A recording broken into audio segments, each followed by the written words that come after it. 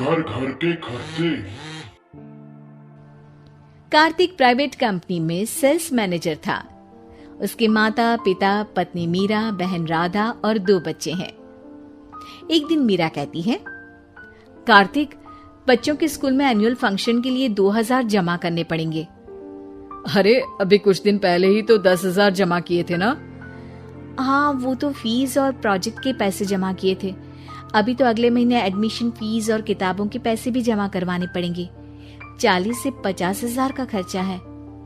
मीरा, इतनी तो सैलरी भी नहीं है मेरी, ऐसे कैसे काम चलेगा?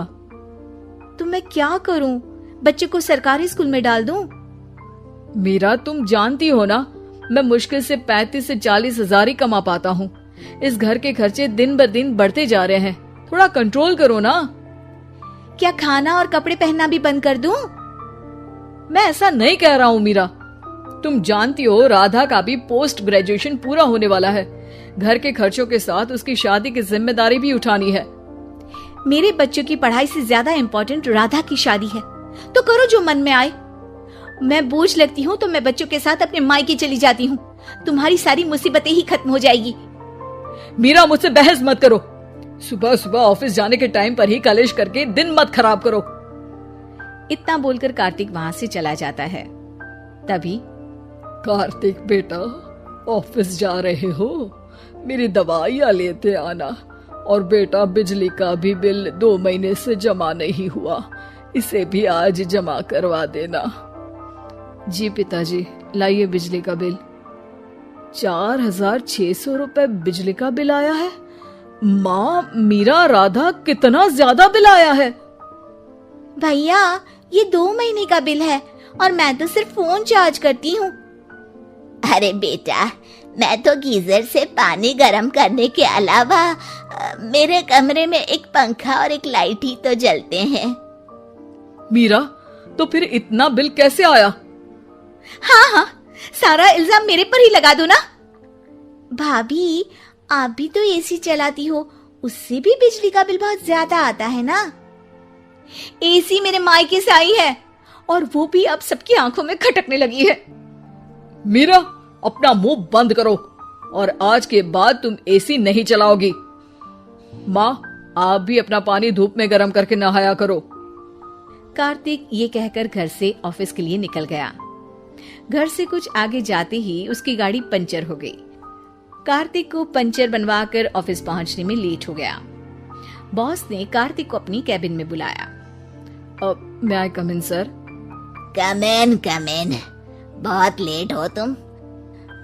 सॉरी सर, कुछ प्रॉब्लम्स की वजह से लेट हो गया। मुझे कुछ नहीं सुनना। तुम्हारा टारगेट कंप्लीट हुआ? नो सर, अभी बाकी है। क्यों? सर, मार्केट में बहुत रिसेशन चल रहा है, बिजनेस कहीं से मिल नहीं पा रहा। मैं अपनी तरफ से पूरी कोशिश कर रहा हूँ सर। मुझे तुम्हारी कोशिश नहीं चाहिए, मुझे बिजनेस चाहिए। अगर तुमसे नहीं हो पा रहा है तो तुम रिजाइन कर सकते हो। अब नहीं सर, मुझे इस नौकरी की बहुत जरूरत है। मैं अपनी फैमिली का सिंगल अर्निंग पर्सन हूँ। मेरी जॉब चली गई तो मेरी फैमिली प्रॉब्लम में आ जाएगी सर। इसका ख्याल तुम्हें रखना चाहिए। जाओ यहाँ से, और बिना बिजनेस लाए मुझे तुम अपना मुंह मत दिखाना। कार्तिक बिजनेस की तलाश में इधर से उधर कड़ी धूप में सारा दिन भटकता रहता है और थका हारा जब शाम को घर आया। बेटा, मेरी दवाई ले आए और बिजली का बिल भर दिया। अब दवाई लाना भूल गया पिताजी, और बिजली का बिल जल्दी भर दूंगा। पर बेटा, याद से भर देना, वरना बिजली वाले बिजली काट कर चले जाएंगे। लीजिए पानी। बच्चों के एनुअल फंक्शन के लिए स्कूल में जमा करने वाले पैसे लेकर आए? अभी सैलरी नहीं आई है मेरा, और अकाउंट में ज्यादा पैसे भी नहीं बचे हैं।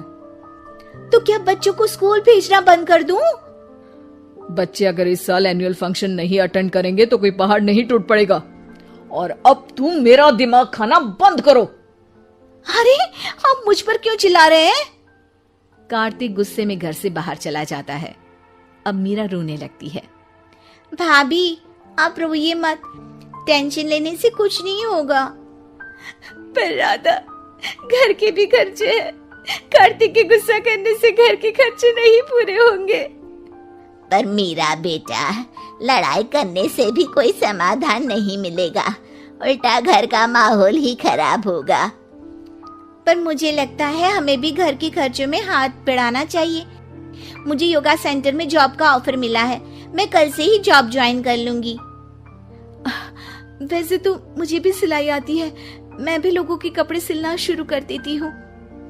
हाँ बेटा, मैं भी तुम्हारा घर के कामों में हाथ बटा दिया करूंगी और काज बटन लगाकर सिलाई करने में भी सहायता करूंगी।